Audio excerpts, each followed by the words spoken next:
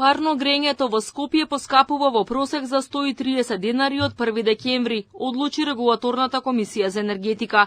Граѓаните кои досега плаќале по 2200 денари во иднина ќе издвојуваат околу 2330 денари. За најголем дел од скопјани, 63.000 потрошувачи на ЕСМ дистрибуција, цената ќе биде поголема за 5,9%. За 1900 приклучени на ЕЛЕМ енергетика, парното ќе поскапи за 7,6%, а за 400 потрошувачи на топланата Скопје Север за 7,7%.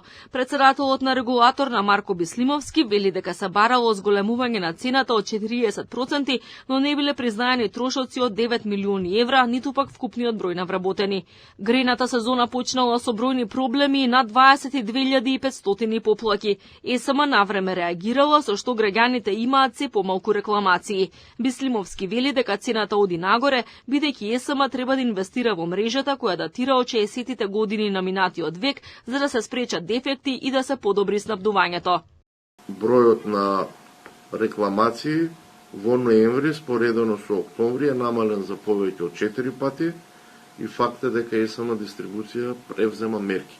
Мрежата е стара, негде од 60-тите години на минатиот век. Се менува многу сопственици. Конечно, од пред 2 години 3 е дадена на управување на државна компанија. Таа државна компанија превзема обврска дека ќе инвестира во оваа мрежа. Се крчка и новата цена на струјата. Државните електрани му дадоа понуда на универзалниот снабдувач Евана Холм од 65 евра за мегават час, што е зголемување за 4,84%. Регулаторна најавува дека нема да има промени во делот на преносот, дистрибуцијата и на операторот на пазарот.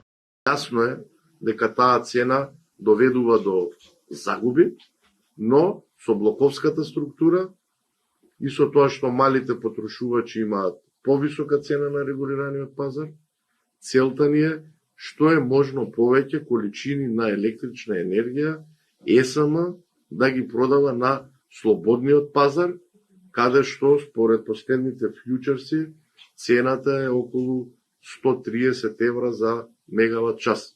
Очекувањата се поскапувањето на струјата да биде минимално. Премиерот Мицкоски вели дека ЕСМ оди со многу пониска цена од пазарната за да го заштити стандардот на граѓаните. За него неприфатлив е реформскиот чекор за либерализација на пазарот за домакинствата, кој би резултирал со енормно поскапување на електричната енергија. Ако го примениме, тогаш цената на електричната енергија нема да биде 62-65 евра, туку ќе биде повеќе од 100 евра за домакинствата. И тогаш вкупната цена за домакинствата ќе поскапе за дури фантастични 50%. Ние рековме тоа нема да го преземе со сиот политички ризик што го имаме како влада. До средината на декември ќе се знае крајната цена на струјата за домакинствата. Овој пат таа ќе важи за цела наредна година, а не само за првите 6 месеци.